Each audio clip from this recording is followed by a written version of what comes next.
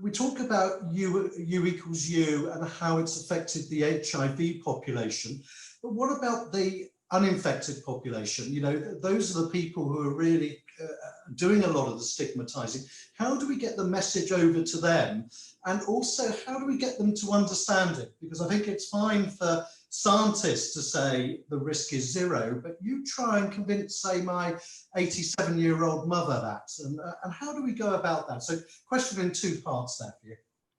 Okay, well, that's really important. I mean, I think in terms of is how it's affecting people who do not have HIV. It's, we're going against, decades of fear of HIV and people living with HIV, and change is hard just in general. There's this cognitive dissonance is real. It's a proven, a science that people, when they're presented with new information like U equals U, that contrasts with old information, they're very uncomfortable with that, and they tend to go back to old ways of thinking. And so it really takes a lot of repetition in order to reach people. It's going to take repetition over and over and over again, and communicating in ways that really reach people, that are culturally appropriate, and and that are easy to understand. We're seeing it like in England, a campaign called "Can't Pass It On" that has been reaching out to the public. It's on billboards and buses and in the media. Our partner there, Terrence Higgins Trust, has worked with Prince Harry to get the message out. So it's consistent repetition of this new information from various trusted sources that will make a difference. We're seeing some increase in awareness of HIV, of U equals U, among men who have sex with men, primarily from online apps. That's been increasing over the past few years. This is a study in the United States. But knowledge of U equals U and understanding and belief of U equals U doesn't always translate into a reduction in stigma. Stigma runs really, really deep. And again, that's just going to take a lot of repetition, and it's going to take all hands on deck in many different countries to continually change the narrative about people with HIV.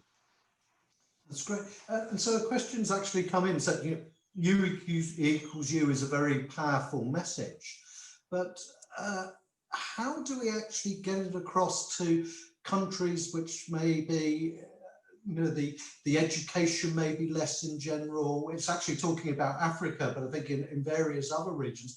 And what is the role of the actual pioneering countries in that? And I suppose your organization is an example of how it does work, but how do we get it really across?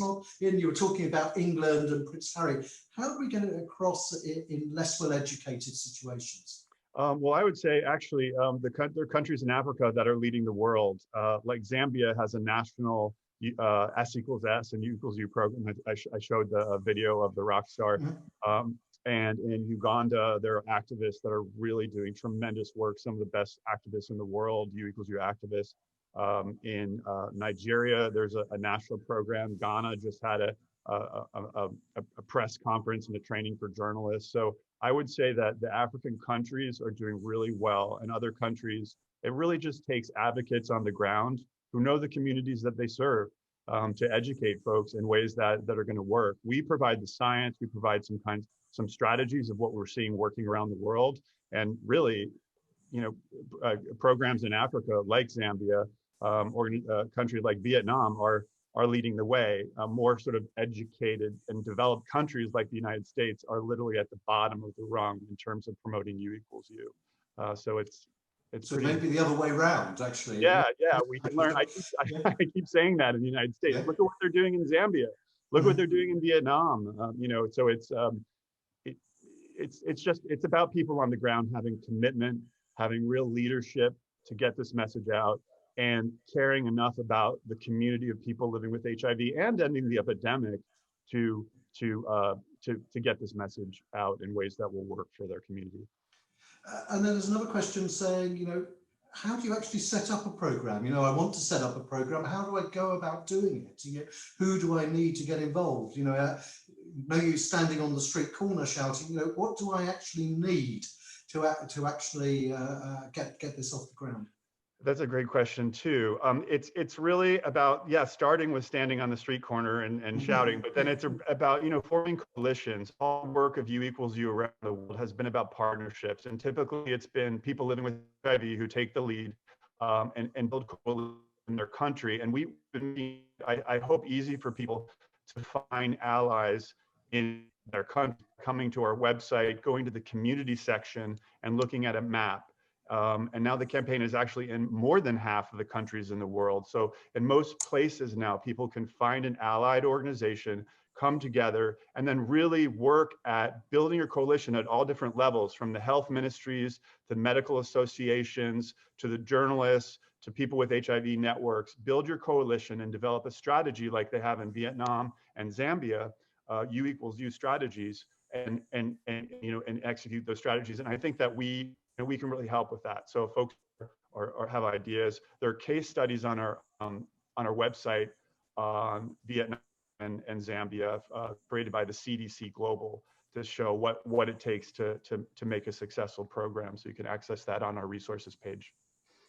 There's a question, I think it'll be the last question, but is there a difference in how you target an MSM population as regards other populations? And also, on top of that, is there differences in reduction in stigma within different populations from U equals U particularly?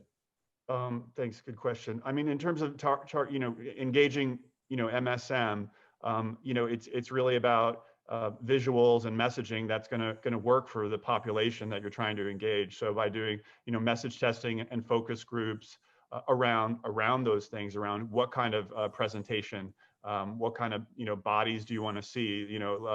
Somos Gay and Gay Latino, as I showed in my presentation, has a really wonderful campaign that has all kinds of bodies shown, and that's really meant to engage men who have sex with men. So it's listening and crafting campaigns and outreach based on what your population would respond to. And then secondly, in terms of we don't know yet how the reduction is affecting different populations, how U equals U is reducing stigma based on identity or population. We do know that it is really making a difference in stigma, but we haven't really seen, we've seen it across the board from every key affected population, age group. It's having a major impact on stigma, internalized stigma. And I think just to finish, Bruce, can you just, because I think part of the problem we have, even with our patients here, is when we say zero, and I think as doctors, we were pretty slow. It was, almost zero or very low risk. How do you get across that it's actually zero rather than anything else? How do you actually, it's such a difficult thing, I think, to convince people it is zero, Oh, that's so great. Yeah, I know. I always play that video of Allison Rogers saying the risk is zero, no excuses. And so what we say to, this happens all the time, by the way. We'll say to a doctor, are you an expert in transmission risk? And if you are, then it's okay to make that assessment. But otherwise, you got to listen to the experts. Borrow confidence from the experts. I know it's uncomfortable to say zero or impossible, but literally, like, the world's leading experts and organizations in the medical and scientific community are saying zero. Some are saying impossible, or no risk, or zero, whatever, but it's definitive, and we have to be clear in our messaging. If it's anything that I'd like people to come away with, it's to be clear when you talk about U equals U. It's not reduced risk. We have to get away from the term negligible because people don't know what that means. It's zero risk. It's not virtually impossible. It's impossible, because if you open up a little window of risk, like virtually impossible, that puts our lives at risk. And that totally negates any benefit that U equals U has on personal health as well as public health. Great. So I think we're going to finish there, Bruce. I mean, for the audience, Bruce has very kindly agreed to come back and discuss PrEP in the PrEP session, and we can actually use that session to discuss more about U equals U. Hopefully my co-chair Javier is looking for a computer which has email connection at the moment and will be present for the next session.